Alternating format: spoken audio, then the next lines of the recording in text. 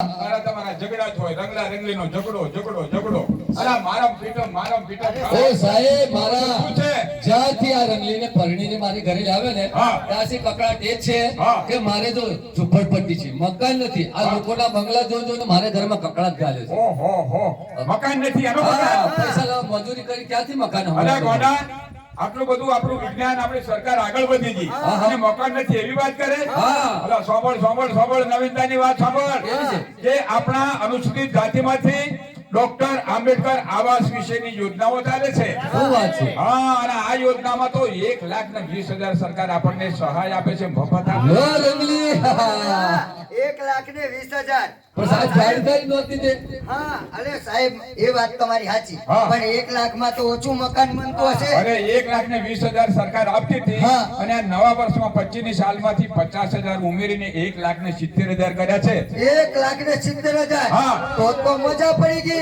અલે નંગલા જો આવું આપણને જો મદદ થતી હોય અને આપણે થોડીક મહેનત કરીએ તો મકાન બને કે ન બને? અરે રંગલી, એ રંગલાભાઈ જો 1,70,000 નું આપણે કાચું મકાન પાકું બનાવવા માટે આપણને સહાય મળે છે. બરાબર. અને પાછું જો આપણા ઘરની અંદર 5-6 સભ્યો હોય અને જો એને કામકાજે કઈ નોકરી ધંધો ના હોય તો એને આપણા ગામની અંદર એને રોજી રોટી માટે એને મનરેગા યોજના અંતર્ગત એને કામગીરી મળે છે.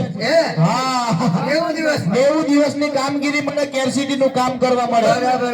અને એમાં આપણને પૈસા મળે. અરે રંગલા આ ઘરે બેસી રહ્યો છો એના કરતા તો ઘરે મજૂરી મળે છે અને ગામમાં તો સારું જ કહેવાય. અરે રંગલી, કોઈ ભાઈ બહેન ને નોકરી ના હોય, ધંધો ના હોય, પછી કડિયા કામ કરતા હોય, મજૂરી કરતા હોય, આ મોંઘવારીનો સમય ચાલે છે અને એની અંદર જો આપણને આપણા ગામની અંદર જો મહેનતાણું મળતું હોય તો પછી આપણે બહાર જવાનું શું જરૂર? અરે આ આપણી સરકારે મસ્ત આ યોજના કાઢી છે બહાર. પણ મારી વાત સાંભળો, અમારી આ બેન દીકરીઓ છે. બરાબર. આ રંગલાજીને કહું છું, ભલે આપણી કને પૈસા નહોતી પણ આપણે થોડી મહેનત કરી અને એક નાનકડું મેં કીધું શૌચાલય બનાવી લઈએ. અરે રંગલી, હાંભળ જો આપણે પહેલા તો મકાન બની જાય, મકાન મંજૂર થાય એટલે મકાન પાકું બને.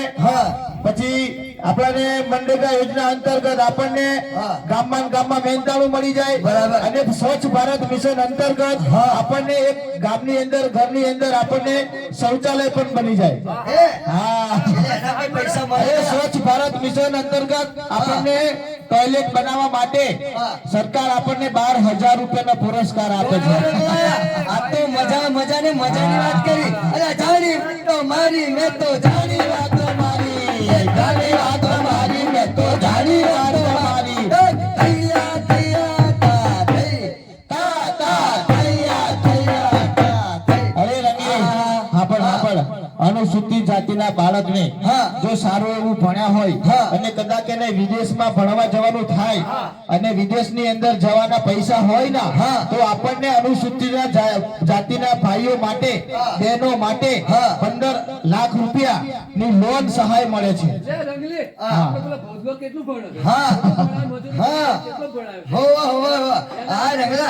વાત તો સાચી, પણ સાહેબ મારી વાત સાંભળો, આ કેટલા પૈસા મળે એમાં? જો રંગલી, જો આપણા બાળકને વિદેશમાં ભણવા મોકલવા હોય તો આપણને 15 લાખ રૂપિયાની સહાયની લોન મળે અને ઓછા ટકા દરજે. પણ કેટલા? ખાલી 4% વ્યાજ ભરવાનું. જો રંગલા, આ તો મજા. આપણો છોકરો હોશિયાર બને, ભણી ગણીને તો આપણને ઘણું બધું કામ લાગે. અરે રંગલી, જો બીજી વાત સાંભળ, આપણી બેન દીકરી માતાનું લગ્ન થાય અને પછી એને મામેરું આપવાનું આવે ત્યારે મામેરાની અંદર સરકારી આપણે યોજના છે. કેવી? કુંવરબાઈ નું મામેરું. અલે રંગલા, આ કુંવરબાઈ નો પણ એમાં કેટલા પૈસા મળે? અરે રંગલી, કુંવરબાઈ નું મામેરા આપણે ફોર્મ ભરીએ ને એટલે આપણી દીકરીને 12,000 રૂપિયાના મામેરાની અંદર સહાય મળે. થોડાક પૈસા વધારે ઉમેરી અને આપણે સરસ મજાનો મામેરું પણ કરી શકીએ. અરે એટલું નહીં, જો આપણા બેન દીકરી માતાને જો ભણવાનું હોય તો એને યુનિફોર્મ મફત, કપડા મફત, પછી રહેવાનું મફત, જમવાનું મફત, આવી અનેક પ્રકારની બધી સુવિધાઓ મળે. અરે સૂત્રધાર, અલા ગામડામાં કેવું ખબર છે? કેવું? દીકરો આવે ને હા તો દાદા દાદી રાજી થઈ જાય, દીકરો આવે દીકરો આવે. અને દીકરી આવે તો નિરાશ થઈ જાય. અને દીકરો આવે તો પેંડા વેચાય, બરાબર છે. અને દીકરી આવે તો જલેબી વેચે. બરાબર છે. દીકરાને ભણાવે અને દીકરીને ભણાવતા નથી. બરાબર છે. આટલું બધું ખર્ચો કઈથી કરતા હશો? બરાબર છે. અરે આ મૂર્ખા, હા દીકરી તો એક તુલસીનો પ્યારો છે. બરાબર છે. જો નારી નથી હા. તો સમાજ નથી, સંસાર પણ નથી. બરાબર છે. તો દીકરીને તમે ઠેર ઠેર વાતો, બેટી બચાવો બેટી પઢાઓ, બરાબર બેટી છે. બચાવો બેટી પઢાઓ. પહેલાના યુગમાં કોઈ બેન તલાટી, હા કોઈ બેન રેડિયો, હા. કોઈ બેન કંડક્ટર, હા. કોઈ બેન ગ્રામ સેવક નતા. બરાબર છે. હાલની સરકારમાં તમે જુઓ હા. કે ઠેર ઠેર બહેનો નોકરીઓ કરે છે. બરાબર તો છે. દીકરીઓને ભણાવી અને દીકરાને ભણાવો, બરાબર એ પણ છે. આપણી ફરજમાં આવે છે. અરે દીકરો ભણે અને દીકરી ભણે. બરાબર છે. અને જો દીકરીઓ માટે તો સરકાર 16 વર્ષથી માંડી અને 10મા ધોરણ સુધી તેને મફત શિક્ષણ, મફત દવા, મફત રસીકરણ, તમામ સુવિધાઓ છે. તો આનો લાભ આપણે લેવો જોઈએ.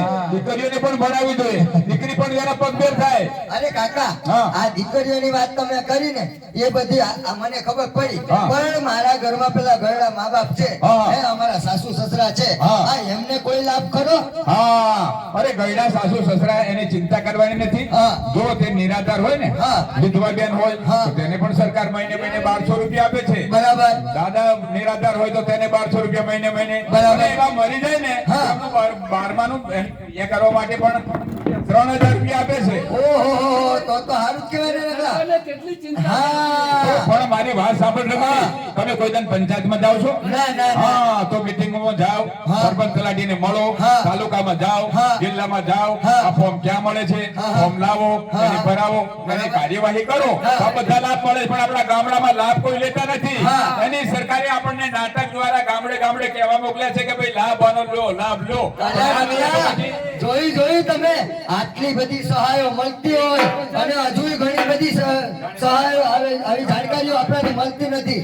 આપણે છે ને તાલુકામાં અરે રંગી. તો આની માહિતી આપણને મળી રહે. એ રંગલા, જો સાંભળ, હા. આવી સરકારશ્રીની વિવિધ યોજનાઓ ચાલતી હોય, હા. પણ જો આપણને ખબર જ ના હોય હા. તો આનો લાભ આપણે મેળવી શકીએ નહીં. બરાબર. હા. એના માટે પહેલા આપણે પોતે જાગૃત બનવું બનવું પડે. બરાબર છે.